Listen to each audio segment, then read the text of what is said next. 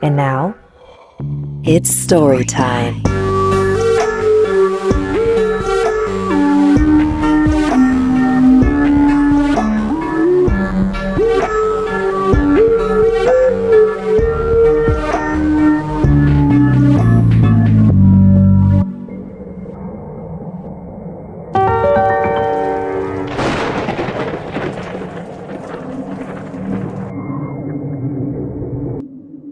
I don't talk about Ward 6. None of us do. Not anymore. Hospitals have their fair share of ghost stories, but this one isn't just a story. It's something I lived through, something that still creeps into my dreams, something that makes me dread the silence of an empty hallway. I've been a night shift nurse for 17 years, and I've seen things that could rattle even the most seasoned of us. But what happened in Ward 6? That changed everything. Ward 6 was shut down 3 years ago. They blamed it on budget cuts, but we knew better. It happened after Mr. Avery died. He was supposed to be discharged. His vitals were stable, his chart clear. There was no reason for going to cardiac arrest at 3:15 a.m. But he did. And when the code team arrived, something was wrong. His eyes were open, staring at the ceiling, mouth slightly ajar as if frozen mid-scream. The monitor still beeped, showing a flat line, but his body wasn't cold. His skin felt warm, too warm, as if something was still inside, clinging to life. But he was gone. We moved on, or tried to. It started small, a call light flickering in an empty room, the scent of antiseptic mixed with something metallic, something rotten, lingering just a little too long. Patients murmuring about the man by the window, even though their blinds were drawn and their doors were locked at night. A security guard quit after reviewing footage of Ward 6. He wouldn't say what he saw, just muttered something about watching eyes and left without taking his last paycheck. And then, the intercom started playing whispers. It was 2:37 a.m. I remember the exact time because I had just finished my rounds and was filling out paperwork at the nurses' station. The overhead intercom crackled to life, and a voice, soft and barely above a whisper, said my name. Claire. I froze, the pen slipping from my fingers. I glanced at my coworker, Teresa, but she had headphones in, scrolling through her phone. The voice came again, more insistent this time. Claire, you let me die. A chill ran down my spine. I forced myself to stand, to walk to the intercom panel, pressing the button to respond. This is Claire. Who's on the line? Silence. I turned to Teresa. Did you hear that? She pulled out one earbud, eyebrows raised. Hear what? The intercom crackled again, and then I heard it. Not my name this time, but a slow, wet breathing. The sound of someone choking, struggling, gasping for air. I slammed the intercom off. It didn't stop. The breathing echoed from down the hallway, coming from Ward 6. The doors had been locked for months, but I swear I saw a shadow move behind the frosted glass panel. A long, distorted figure, shifting unnaturally. I backed away, my hands shaking. That was the night I checked the security footage, and that was the night I wished I hadn't. At 3:15 a.m., the exact time of Mr. Avery's death, the cameras in Ward 6 flickered. The feed turned to static before stabilizing, showing something impossible. The bed in room 612, the very bed Mr. Avery had died in, was occupied. The sheets shifted as if something unseen was moving beneath them. And then the figure sat up. I couldn't see a face, only the shape of a man, hunched and unnatural, tilting its head in jerky, unnatural motions. The monitor beside the bed blinked to life, reading a steady pulse of 72 BPM. But there was no one there. Then the figure turned, facing the camera, and it smiled. I yanked the plug from the monitor, my heart pounding in my ears. Teresa rushed in, asking what was wrong, but I couldn't speak. I just pointed at the screen, but it was gone. The bed was empty. The sheets were still. I put in my transfer request the next day. They shut down Ward 6 a week later, but sometimes late at night, when I pass that hallway, I still hear it. The slow, wet breathing, the intercom crackling to life, the whisper of my name drifting through the silence. And sometimes, just sometimes, I see a figure at the end of the hall, watching me. I don't talk about Ward 6. None of us do. And now, a huge thank you to all my amazing viewers for joining me in these bone-chilling stories. If you're new here and enjoyed getting chills down your spine, smash that like button and subscribe to venture deeper into the shadows with us. Each like fuels the darkness, bringing more chilling, haunting stories to light. Now, steady your nerves as we cruise into our next horrifying story. This isn't easy to tell. I don't even know where to start. There's so much to it, but I'll try. It's about a colleague of mine. Her name was Lily. She was the kind of nurse you'd always want around. Quiet, diligent, reliable, always there for her shift, never complained. But there was something off about her. Not from the start, no, at least not immediately. It was like a slow, creeping change, so subtle you could almost dismiss it, but I couldn't. Lily always worked the late shifts. You know, those shifts no one really wants to take, where the hospital quiets down and the atmosphere turns eerie. But Lily, she thrived in it. She was the kind of nurse who would sit with you through long, sleepless nights, never once looking at the clock. But something started shifting in her, almost like she was fading. It wasn't obvious at first, just small things, little details. Her skin, at first it looked healthy, glowing even, but then it started losing that warmth. It became so pale, almost translucent, like she hadn't seen daylight in weeks. Her eyes, too, they weren't the same, darker, almost hollow. It was subtle, but once I noticed it, I couldn't ignore it. She didn't talk much either, not like she used to. She'd stare off, her eyes vacant, and when she did speak, her voice had this strange, almost distant quality to it. It was like she wasn't really there. I remember one night in particular. It was around 2 a.m., the hallway lights flickering in their usual half-hearted attempt at brightness. Lily had just finished her rounds, and I noticed something different about her. She was walking slower than usual, dragging her feet like she was too tired to lift them. She didn't respond when I asked if she was okay, just gave me this vacant smile, like it wasn't really her smiling at all. From that night on, it got worse. I don't know how to explain it, but I began feeling uneasy around her, like she was slipping further away from the world she once knew. Her movements got slower. She started getting forgetful, missing doses of medication, making mistakes she'd never make before. And the worst part? She started coming in earlier, staying later. It was like she was becoming more and more obsessed with the night shifts. She seemed to need them, as though she couldn't let them go. Then one night, something strange happened. Lily began visiting the basement. Now, if you've been around this hospital long enough, you know the basement is a place no one really talks about. There are old rooms down there, rooms that haven't been used in decades, dark corners that are usually locked or sealed off. No one really knows what's down there, but rumors always circulated. Some said it was a storage area for old equipment. Others whispered about things, worse than that. Things that happened long before we ever worked there. Lily, though, she started going down there every night. At first, I didn't think much of it. Maybe she was just trying to get away from the pressure of the wards. But after a while, I couldn't shake the feeling that something was wrong. She'd slip away just as the night shift was winding down, quietly disappearing down those cold, dark stairs. No one knew what she was doing, but I couldn't ignore the look in her eyes when she came back up. It was like something had changed in her. She was more distant, more detached, her behavior even stranger. I asked her once why she was going down there, and she just smiled at me, this empty, almost eerie smile. "It's peaceful," she said. "It's where I find the truth." That was all she said, and she wouldn't talk about it again. But after that, it felt like she was a different person, like whatever she was encountering down there was pulling her in. I don't think she ever came back the same. Then, one night, Lily just vanished. I don't know how else to describe it. One moment she was there, and the next she was gone. Just gone. There were no signs of a struggle, no indication that anything was wrong. Her locker was empty the next morning. Her personal items? Gone. The uniform she always wore? Still hung in the back of the closet where she left it. It was like she'd just walked out and never came back. No one heard her leave, and no one saw her.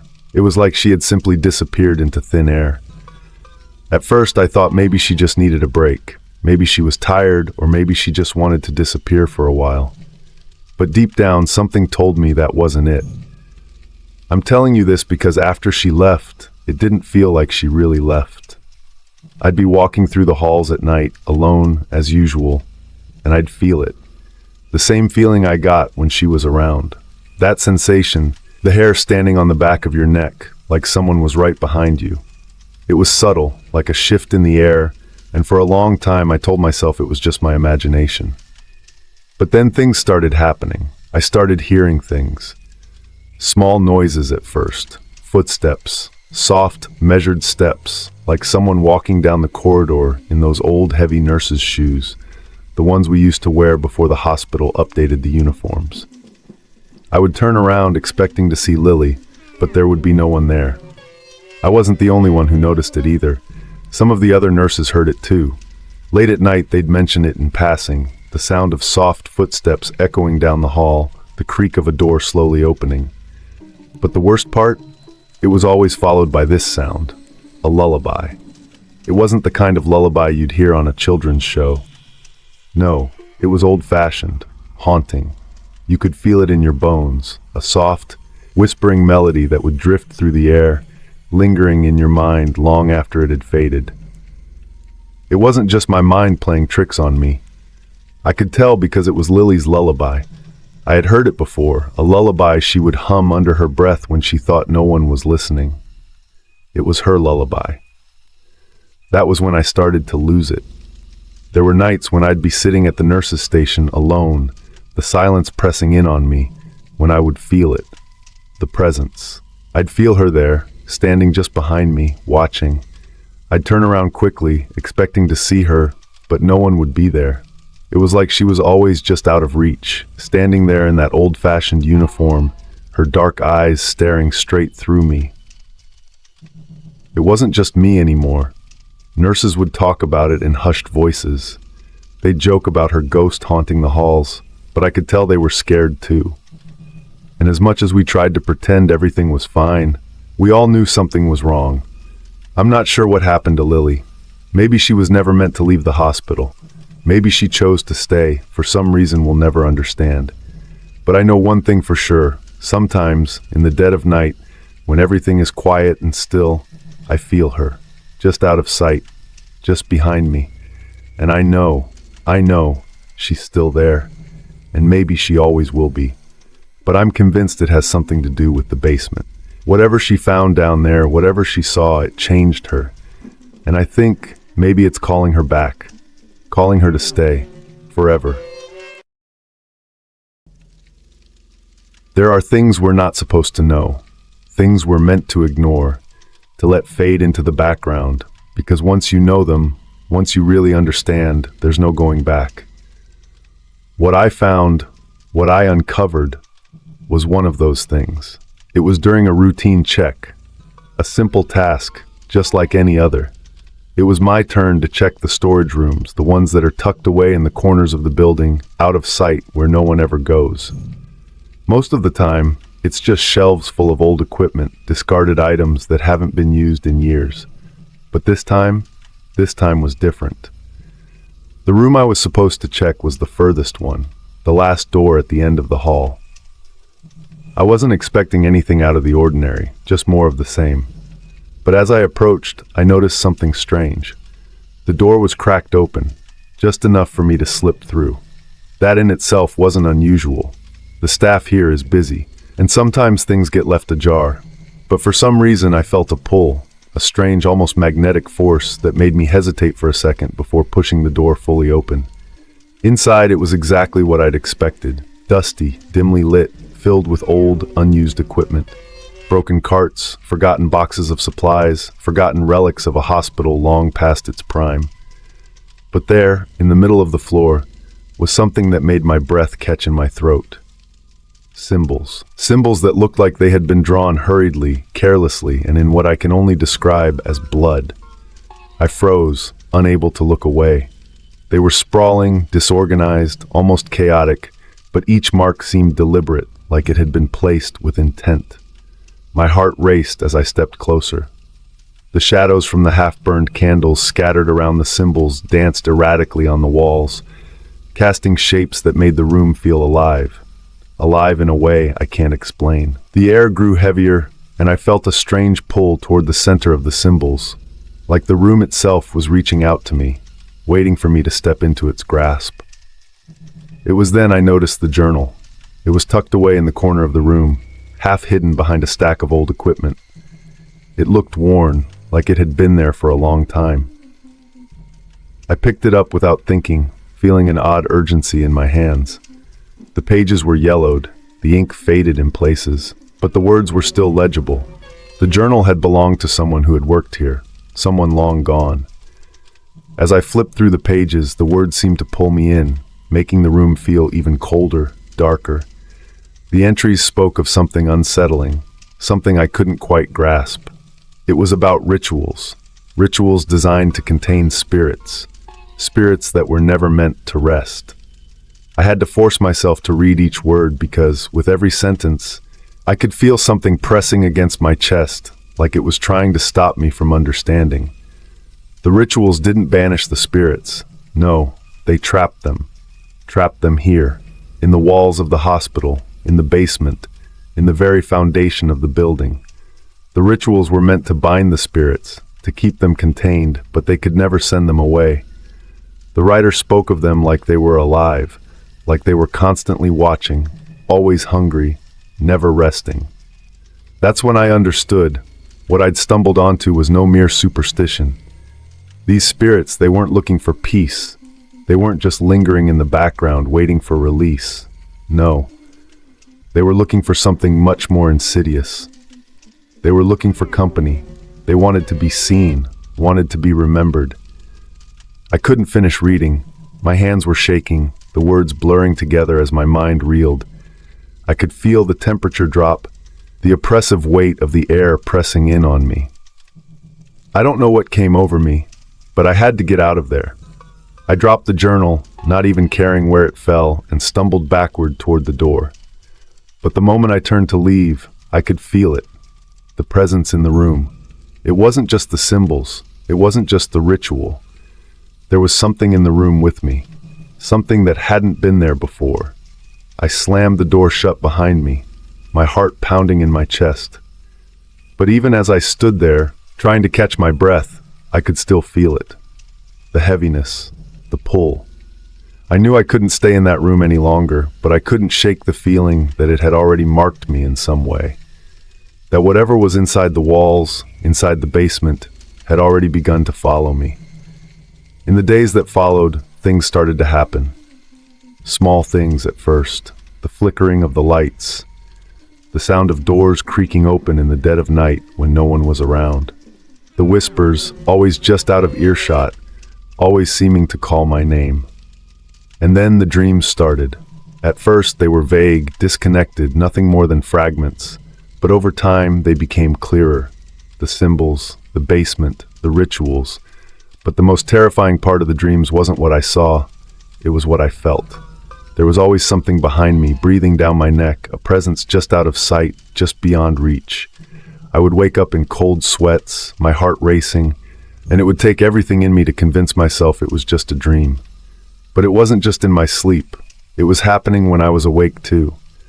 I've tried to tell myself it's all in my head, that the old journal, the symbols, the rituals, they were just remnants of a past that no one needed to remember. But deep down, I know that's not true.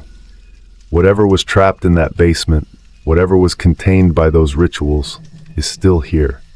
It's still waiting. I don't know how much longer I can ignore it, how much longer I can pretend I'm not being drawn into it. But I'll tell you one thing. If you ever come across a room like that, a room that pulls you in, don't go. Don't even look. Because once you do, once you step into that room and feel that pull, it's only a matter of time before you realize that the dead aren't really dead, and they'll never stop looking for company.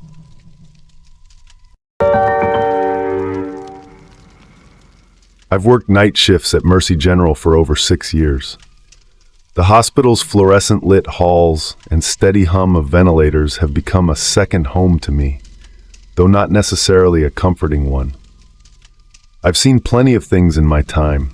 Patients talking to people who weren't there, heart monitors flatlining only for the patient to suddenly gasp for breath, but nothing ever stuck with me quite like that night.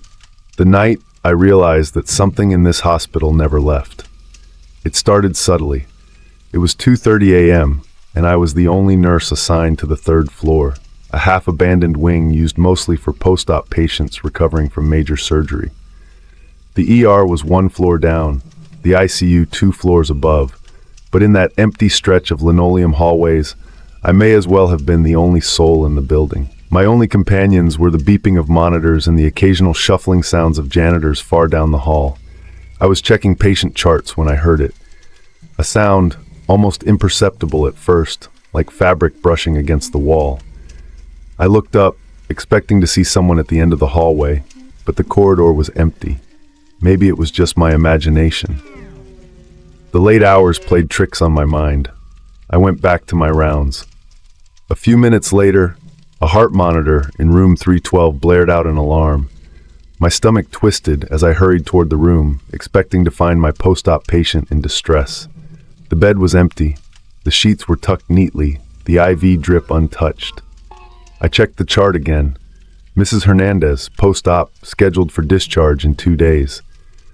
My heart pounded as I stepped out into the hallway, scanning the dimly lit corridor. The security cameras by the exit showed no movement. No one had left the floor. A cold draft brushed against the back of my neck. I turned around sharply, but there was nothing, just the empty nurse's station and the flickering fluorescent light above it. Then a whisper, soft, drawn out, just a breath, barely louder than the silence itself. Shh. It came from inside the room. I swallowed hard, stepping back inside. My pulse hammered in my ears as I scanned the area. The bathroom door was slightly ajar, a sliver of darkness breaking up the sterile white of the walls.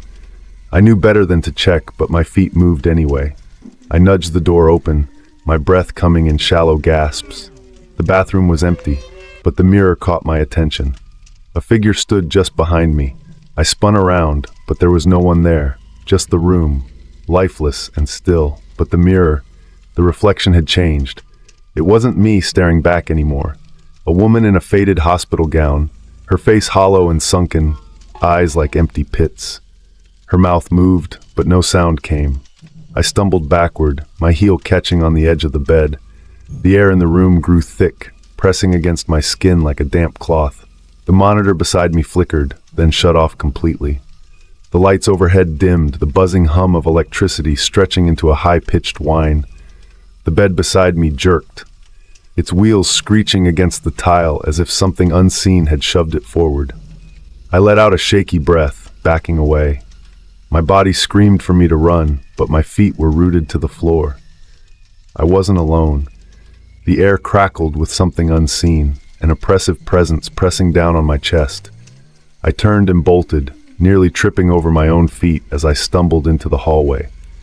My breath came in short gasps, and when I reached the nurse's station, I clutched the counter to steady myself. A sound made me freeze. Footsteps, soft and deliberate, shuffling across the linoleum floor behind me. I whipped around. Nothing. Just the hallway stretching into the dim light, lined with closed doors. But I could feel it. Something watching. I forced myself to move, making my way toward the stairwell. The elevators felt too risky, too enclosed. I needed to be somewhere with light, somewhere not surrounded by silence and empty rooms. I pushed the stairwell door open and nearly collapsed against the railing. My hands shook as I pulled out my phone, my fingers fumbling over the screen as I dialed security. The call never connected, just static. Then the whisper, not from my phone, from behind me.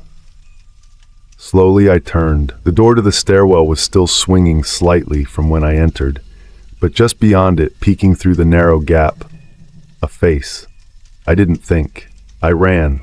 Down the stairs, past the second floor, straight into the main lobby where the night security guard sat. He looked up, startled.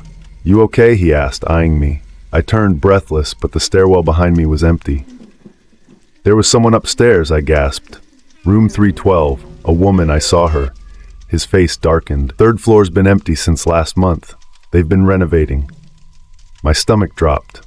No, I was just there. I was doing rounds. Room 312. There is no room 312. He turned his monitor toward me. Security footage from the third floor played.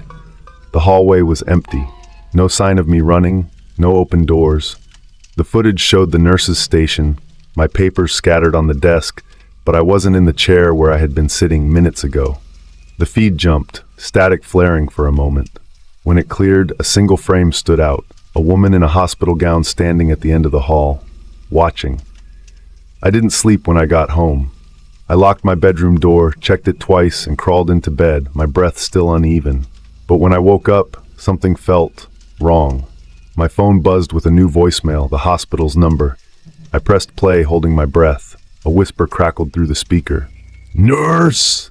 And then silence. I sat frozen, my heart pounding in my chest. I didn't know what to make of it. The voice was unmistakable, familiar, yet it sounded distant, like it was coming from a place far away. The whisper echoed in my mind, and all the events from the previous night came rushing back. My skin crawled, and I felt that same unease creeping over me once more. But this time, it wasn't just the building that felt off. It was something deeper, something I couldn't explain. I immediately called the hospital back, but the line was dead. No answer, just silence. I tried again, and the call didn't even connect. It was like the whole thing had been erased. As I sat there, staring at my phone, I knew that whatever that voice was, whatever the hospital was trying to communicate, it was no longer just a whisper in the dark. It was a warning, a reminder that some doors once opened never truly close. And while we can't control what lies beyond them, we can decide how we walk through, with fear or with the courage to face the unknown. Before I started my studies here in California, I took on a few odd jobs to pay the bills. One of them was working as a night porter in a local hospital. It wasn't glamorous by any means, but the pay was steady, and the quiet nights gave me time to focus on my future. The hospital was large and always bustling during the day, but at night, it slowed down. The only patients were the ones who needed constant care or were too sick to leave. Most of the time, the shift was uneventful, just checking in on patients, making sure their needs were met, and making rounds. I'd heard the rumors about the old wing, the part of the hospital that had been closed off for years. It wasn't talked about much, but every once in a while, someone would whisper about it. They'd say it was shut down due to structural issues, that it wasn't safe anymore. But there was always something in their eyes that suggested there was more to the story. One night, I was assigned to transport some equipment to the old wing. The storage room I needed was just past the locked doors of that wing, and I had to pass through the long, dimly lit corridor to get there. I had been warned by some of the nurses to avoid that hallway, but it seemed harmless enough. Just an empty, forgotten part of the hospital. I made my way down the corridor, the air growing colder the farther I went. The hospital had always had this strange chill in some of its older areas, but this felt different.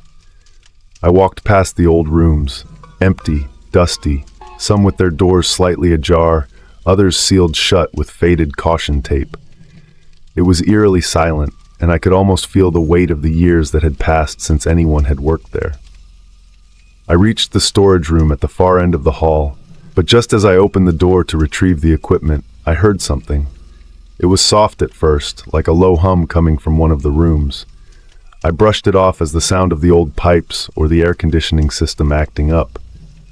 But then, I heard it again, louder this time.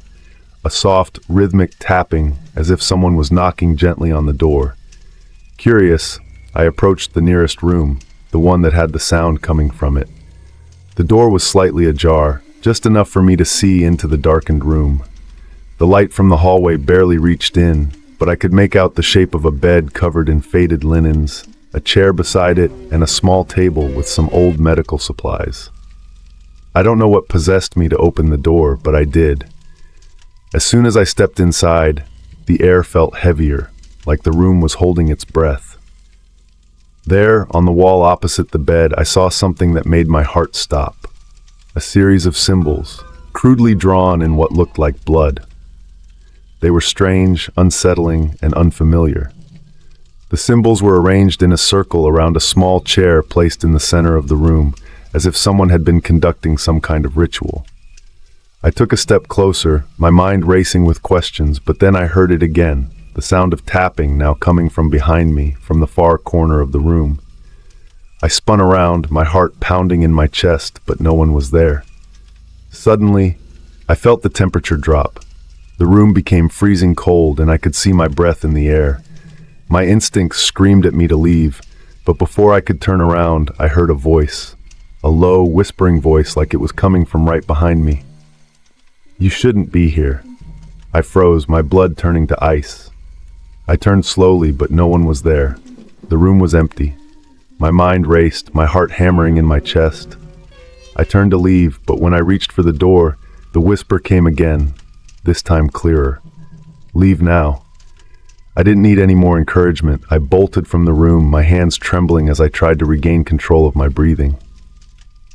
I rushed back to the storage room to grab the equipment and leave the old wing. But when I turned back to the hallway, something was wrong. The hallway was no longer quiet. The tapping had returned. It was coming from everywhere. Each room I passed seemed to have a sound coming from it, as if someone or something was following me, knocking on the doors, calling me. I couldn't understand it. I tried to hurry down the hallway, but the more I moved, the more intense the sound became. It was like I was being surrounded by it, suffocated by it. The walls seemed to close in on me as I hurried toward the exit. Finally, I reached the elevator. I pressed the button, my hands shaking. The doors opened and I stepped inside, feeling a brief sense of relief. But just as the doors were about to close, I heard it again, a whisper, barely audible but unmistakable. "Don't leave yet." The doors slammed shut. I pressed the button for the main floor and took a deep breath, trying to calm my nerves. The elevator lurched, and as I looked at the reflection in the doors, I saw something that made my stomach churn. A figure standing at the end of the hall, watching me. I didn't look back. When the elevator reached the main floor, I rushed out, nearly stumbling as I left the building. It wasn't until I was outside, breathing in the cool night air, that I felt like I could finally relax. But even as I walked away, I couldn't shake the feeling that something was still following me. Something that hadn't let me leave that hallway. I couldn't explain it. There were no signs of anyone else being in that hallway. No other voices, no knocks, just the eerie silence and the haunting presence that seemed to cling to the walls. I've never been back to that part of the hospital. The doors to the old wing were locked again the next day, and I've never dared to ask anyone about it. But every time I pass that hallway now, I can't help but feel like something or someone is waiting for me, just beyond the door. In addition, YouTube's algorithm prioritizes videos with many likes and subscriptions. So, if you enjoyed this video, please click the like and subscribe buttons to help more people see and know about this content. Thank you for watching and listening.